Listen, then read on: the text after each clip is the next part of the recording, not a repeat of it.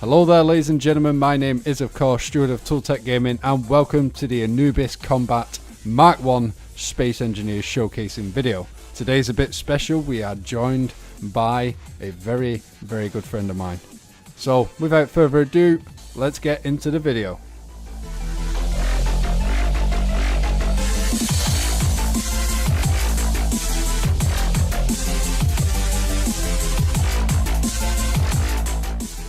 So then, ladies and gentlemen, we're here on the Anubis Combat Bridge Mk-1, and just over there by the captain's seat is Mr Bibbles. Let's go and say hello. Mr Bibbles, how are we doing today? Hey guys, how's it going?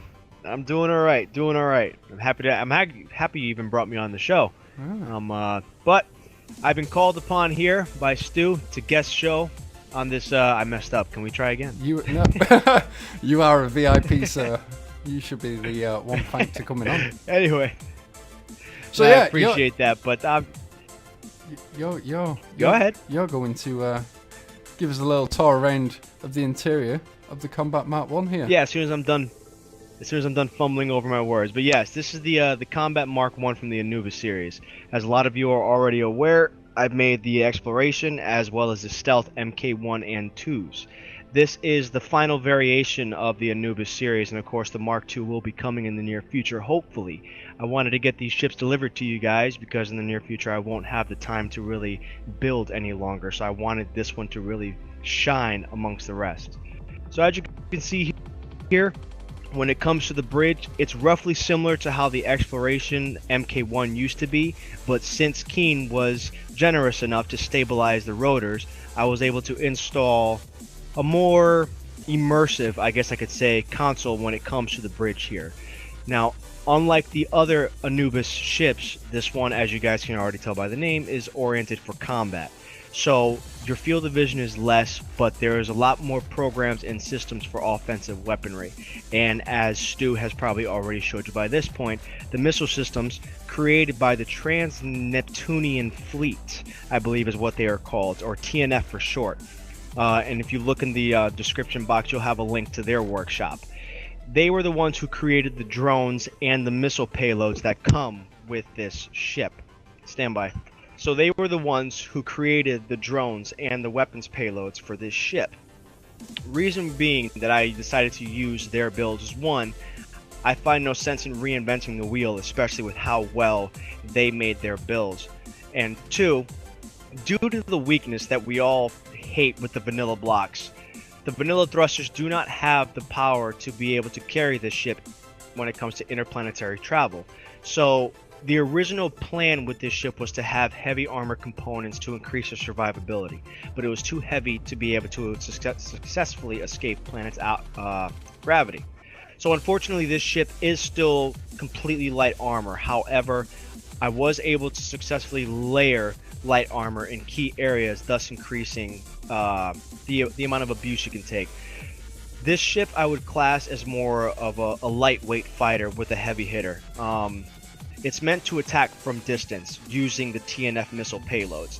They're camera guided missiles that you can access through the pilot seat, and I'm sure Stu has already demonstrated to you how they work.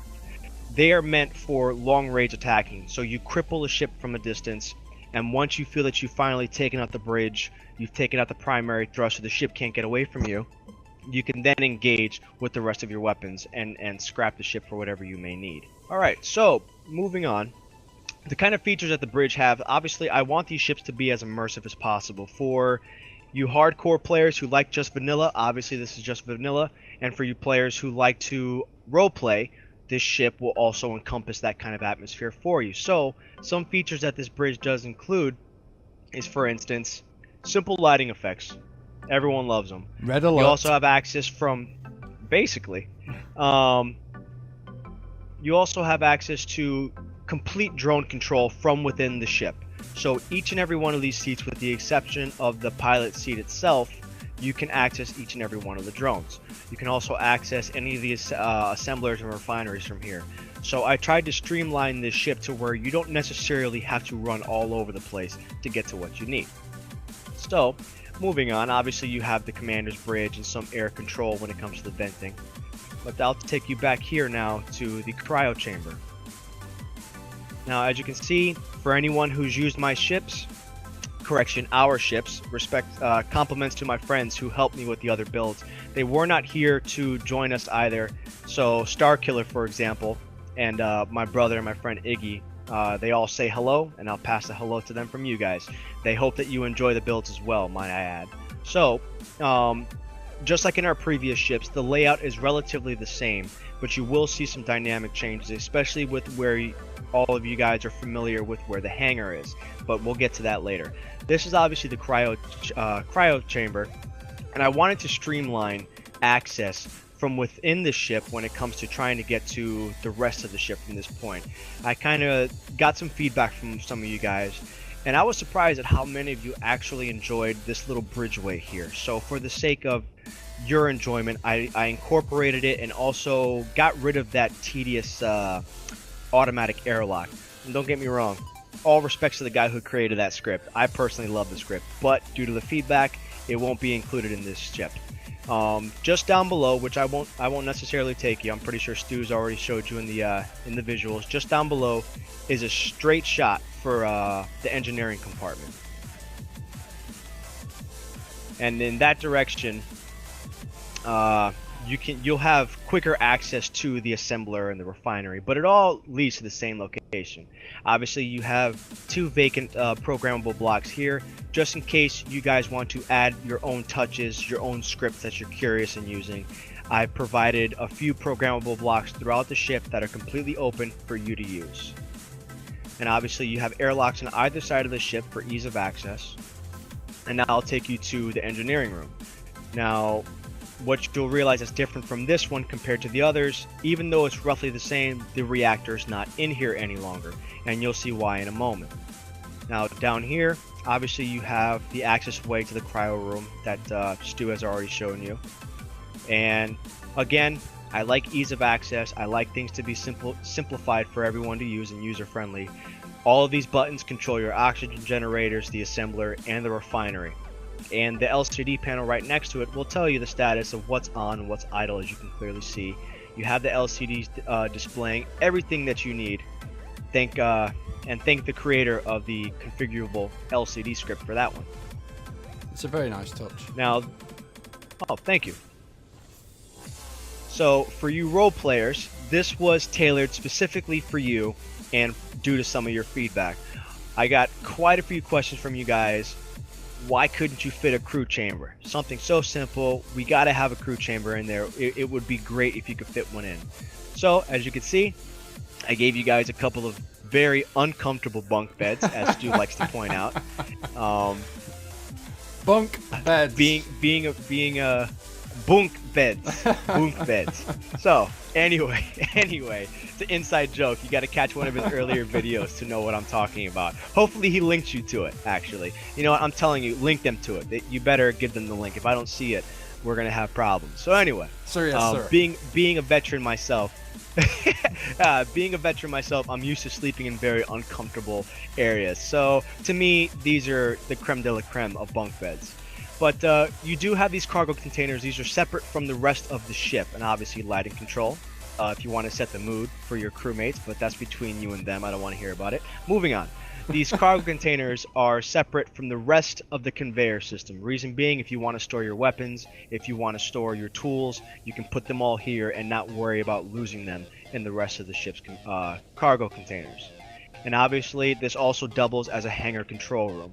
Now, what confuses some of the users is there's a button here that says hangar access.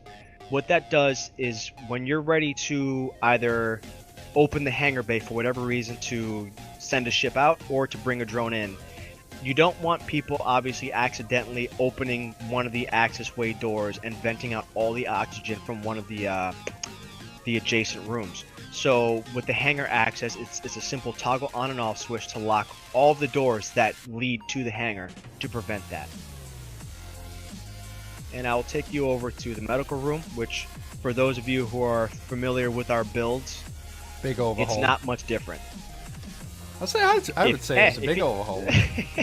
Looks a hell of a lot. All right, different. then all right, then I guess we can consider it different. This flight seat here, yes, this is a medical room, again for the sake of role-playing. However, it also doubles as a backup control room. So if for whatever reason the bridge of the ship gets demolished, and it's prone to do that because yes, the positioning of that is what people would consider less than ideal for a combat-oriented ship. I get it, but I enjoy my cosmetics. Moving on. If you lose the bridge, you can come back here and still stay in the fight with this ship. So you can even have someone already standing by back here. So if the front goes down, they can keep pushing the fight until you guys can respawn and continue helping out within the ship. Very nice feature. Now, very helpful. Another new change. Yes. I try for survivability when it comes to these builds. Obviously, as you guys are familiar, this is the hangar. Now this ship does come stock with 4 drones.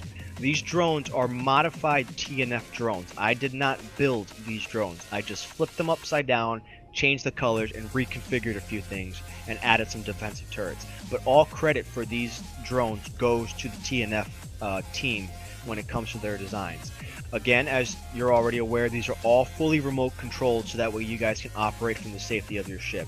The drone you do not see, but I'll show you when we get outside, is the recon drone. That drone obviously has longer range and has weapons for slight offensive capabilities, but the purpose of it is to scout ahead after, let's say, you've engaged a target and you feel you've done substantial damage with the TNF missile payload. You can use the recon drone to scout ahead to make sure there's no active turrets before you go in to scavenge the ship.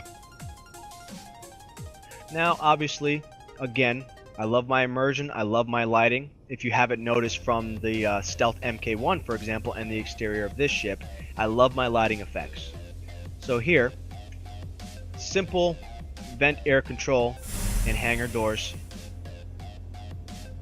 Now, the hangar does have its own oxygen tank and its own vent, so that way you can properly use this as an airlock. So it's not connected to the rest of the system. So for whatever reason, if you accidentally vent the air out of this room, you're only going to lose the oxygen for this room. And if you want to take a quick sneak peek up out here, this is the recon drone. So it's nothing special, but it gets the job done, and I love their design of it. It's a simple little orb, so it'll be hard to attract any attention with it. It is. I'll drag you back inside with me. A sweet little looking drone, isn't it? Hey, give TNF their credit. They've made some awesome designs. I've incorporated some of their styling, not too much because I still wanted to keep original, but they inspired some of the look when it came to this ship. So, for a lot of you, if you know the exploration and the stealth very well, this would commonly be the hangar. Obviously, it is no longer that. This ship needed, in my personal opinion, lots of hydrogen. You're carrying additional weight because of the additional levels of armor, and you want this thing to be able to maneuver in combat to its fullest capability without having to worry about using up all of its hydrogen in a short period of time. Just outside of those walls, beyond Stu there, are where all the thrusters are. You can actually see a couple of them up in the upper corners there. And of course, you got lighting effects, you've got some gyroscopes to add some feel. You also have some additional containers back here. So just in case for whatever reason you do lose your main cargo containers, you do have some backup ones here. And obviously these half-built blocks just to add some more cosmetic appeal to make it feel more industrial.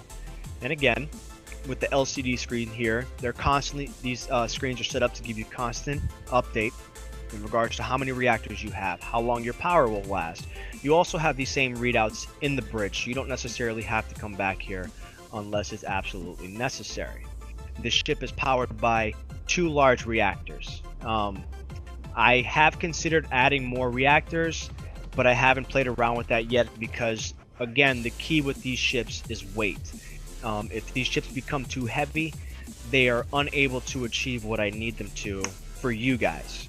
These ships are meant for the all-around player. If you want them to be interplanetary, there you go. If you want to stay in space, it still can. But in order for it to do that, they cannot be too heavy.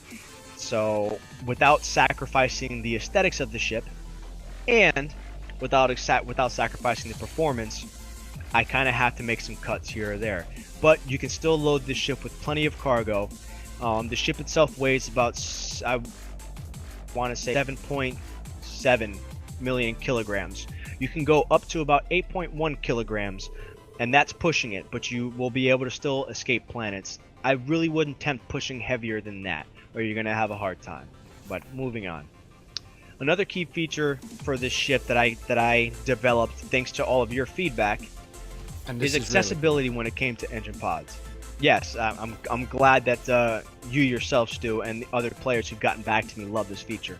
A lot of the players who used our builds really voiced their concern about having to deal with the the inconvenience of having to exit the ship, go through the airlock, fly down, press a button, open the engine pod just to get to the engine pod. That was it. That was the issue, wasn't it? It took far too long, especially if you put in a combat situation as such.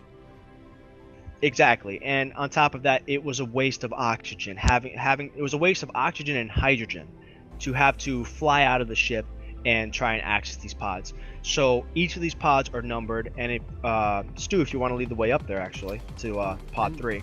Engine pod 3, and there you go. LCD helmets and oxygen tanks are required beyond this point.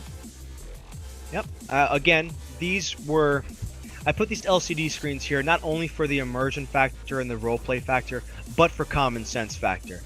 Some people might jump into this and not even realize that this area isn't oxygenated, and then you drop dead and they find your body getting stuck in one of the engines. They don't really want that, do they?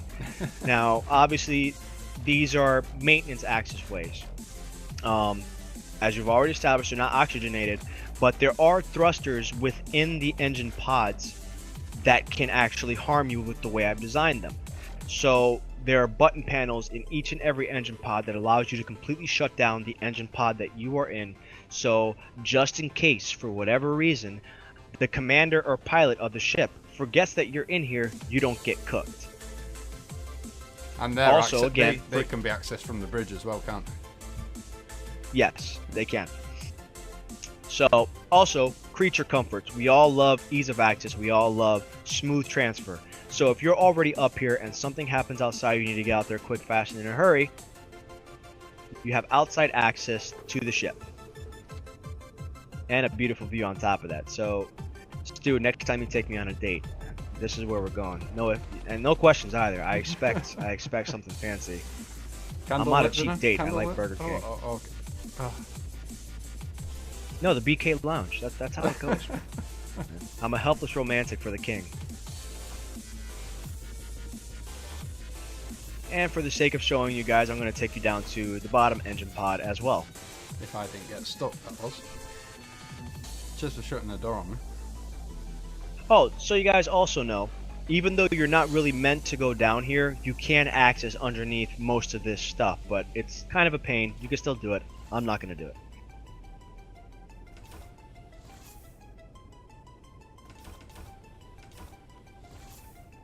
Alright, this is what the bottom engine pods look like, and as you can see what I was how good was that? From the top of these stairs, it looks really good. Come on, just admire it from a second, from up here. Spend so much time building, you don't take the time to pay attention. just with the rotors. Yeah, it's an impressive little... It does look very good. Really good. Even the glow. Look, I never even noticed the glow from the thrusters.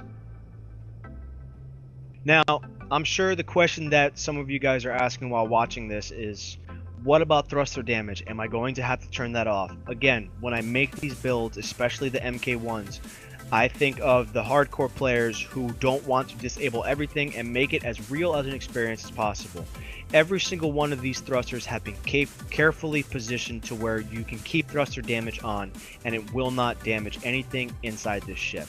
But again, when you're doing your maintenance and they happen to forget about you, for your safety, you can still turn off everything in this specific engine pod. And you'll find yourself coming through here very often. Reason being, oh, I digress. This ship is also equipped with 8 jump drives, so it can get up and go when you need to. So, moving on. Again, for the creature comforts as well as ease of access, another subscriber to my ship made a remark about it's kind of odd how these ships are meant for interplanetary travel, yet they don't have a simple way of getting access to the ground level. So with this ship, as you can see, we're right at the bottom. This is for ease of access. I'm actually going back to the other ships to retrofit them to make them more user-friendly when it comes to accessing ground level on planets. But for the sake of not getting cooked, obviously I didn't put it down the center of the ship. Well, now that's the interior, so yeah. Now we're on the exterior, of course. Now, I'm sure, mentioning the interior and being in the engine pods, some of you probably saw those decoys inside the ship.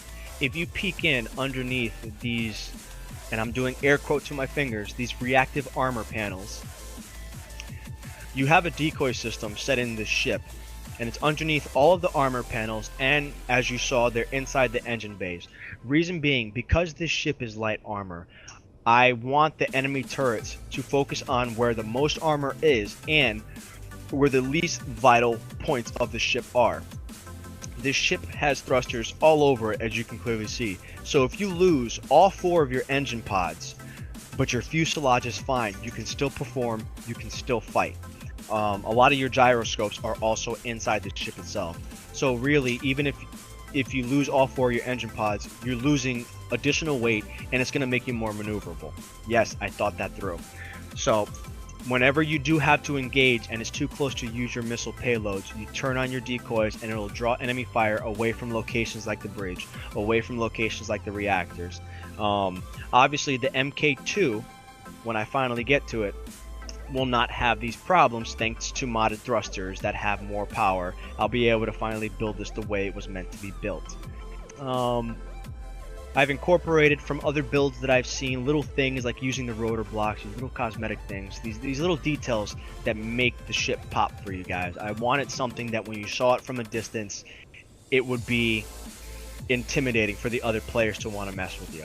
And if anyone says this ship is not intimidating, you're a liar. I'm just going to point that out.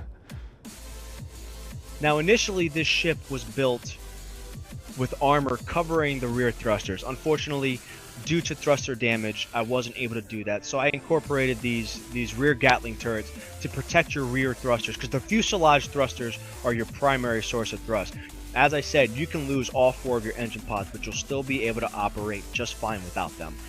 This is your primary point that needs protection, which is why these 2 Gatling turrets are here, to give you some level of defense from enemy missiles. But then again, as long as you engage your targets accordingly and properly, you shouldn't have that issue. Now, I'm trying to think of what else I may be forgetting here. Interior Obviously walkways. the cosmetic lights. Oh yes, thank you. Now, if you haven't noticed, I forgot the ship that I saw it on, but credit to those who started doing it before me. I wanted to give some sort of mechanical feel when it came to little details. So I've used the interior walkways here to just give that little extra depth of detail to the ship. I've also done it towards the front of the ship, which I'm sure you guys have already noticed, but just to point it out here. And also, if you've noticed with the atmospheric thrusters, on the exploration and the stealth, they used the small thrusters. I wanted a streamlined look for those ships, but believe it or not, since this is more efficient, I will be going back to the S and the E to retrofit them with this sort of style. So now you have 4 large thrusters at the front of the ship, as well as plenty, as you've already seen, underneath the ship. When it comes to escaping this planet, escaping a planet using these thrusters, you have enough downward thrust from the atmospheric thrusters alone to get you through the initial climb outside of the inner atmosphere and into the outer atmosphere. Once you do that, then you can activate the rest of your thrusters and go full power and go at about a 40-degree angle to a 50-degree angle to climb out of the planet's atmosphere and the gravitational pull. Here's a warning for you guys. Because of this ship's weight, if you allow yourself to lose momentum at any point, you're not going to be able to recover, and you're going to fall back towards the planet. But rest assured, This has enough bottom thrust with the atmospheric thrusters where the ship will catch itself and you won't have a catastrophic landing. Now, I've attempted this myself since Starkiller's computer is not functioning at this point, so he couldn't do the testing for me like he normally does. So I attempted to do this. I failed the first time and fell back to the planet. The ship caught itself and I tried again. After both attempts, the second one being successful, I only burned a quarter of the hydrogen that the ship contains, just to give you an idea just how much hydrogen this ship does have. Now, these turrets on the ship, I forgot the exact count because I'm forgetful. The turrets on this ship are not necessarily meant for offense. Your primary offensive weapons are going to be your TNF missiles to cripple any ship that you're going to engage. These turrets are meant for defensive purposes primarily. You can still take it into a fight and it'll hold itself up well, but they're primarily focused for defending yourself. Any kind of aggressive stance you want to take, always engage from range with the TNF missiles. Now, at the front of the ship, should you have to go head on with your opponent, the front of the ship has plenty of rocket pods. Now, the port side, the starboard side, and the bottom side of this ship, when it comes to the rocket pods, have all been grouped in those sections of the ship, so you can have more sustained and focused power in regards to firing your missiles. Because the last thing you want to do is aim for a small target that may be in front of the port side of the ship. Correction, this is the starboard side. That may be in front of the starboard side of the ship, and you have to waste missiles from all the other ones just to hit that starboard side of the point. I think that's it. Yeah, I think that just about covers everything regarding the Anubis combat. With that, yep. So guys, this is my first time ever doing this, so if I seem a bit off, if I fumbled over my words like at the beginning, I apologize. It gives the video character, if you ask me. I hope you guys, for those of you who have already subscribed, for those of you who are watching this and are thinking about subscribing, I hope you are or will thoroughly enjoy this ship. Keep an eye out on our workshop. Even though my workload in my personal life is going to increase, the team will still be working on these ships. I'm currently updating the exploration and the stealth Mk-1s to reach the standard that this ship currently holds. So keep an eye on our builds. We try to update them at least once a week, if for the most part every day. This ship has been updated multiple times in the last 3 or 4 days that it's been on the workshop. For those of you who've given me thumbs up, I appreciate it. Getting this ship recognized on the top 10 workshops, week's most popular, really means a lot to me when it comes to this build, and the team when it came to the other builds. If you like this video, and I'm speaking for Stu here, please like and subscribe to his channel. He does amazing work and he has a lot of potential to grow his channel, guys. He's been supporting our workshop and he hasn't had to help us get recognized in the in the Space Engineers community with you guys. Help him get recognized in the gaming community when it comes to YouTube. That's all I got for you guys, so I hope you enjoyed the tour and I hope you enjoy this ship. Take care. Well, cheers for the compliment. But yeah, no definitely, problem, Mr. Bibbles, it's an absolute cracking ship, this. And something that I will say, if you do subscribe to this ship, then make sure you leave feedback. And make sure it's constructive. You always like constructive feedback. Definitely. Yes, be critical, be brutal, be as critical as you absolutely have to be. Find every flaw. A lot of the reason why these ships, especially this one, is as great as you guys say it is because of your feedback. Feedback is everything, especially to me. So just keep it coming.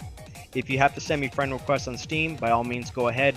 It'll probably be temporary because I can't fill up my friends list too much. But if you'd like to speak to me one-on-one, I'm always open to a friend request, so feel free to send it to me. Well, thank you very much for being part of this video, Mr. Bibbles. It's been an absolute pleasure having you on this showcasing video. And, well, I'll see you on Steam, I guess. Alright, As pleasure's always. been all mine. Take care. Yes, definitely. Take care, guys. So there we go, ladies and gentlemen. This has been the Anubis Combat Mark 1 featuring Mr. Bibbles. I hope you've enjoyed the video and the ship. And if so, don't forget to hit that like button, share with your friends, and also subscribe to my channel for all things sci-fi. My name is of course Stuart of Tooltech Gaming, and I'll see you all in the next video. Take care, goodbye.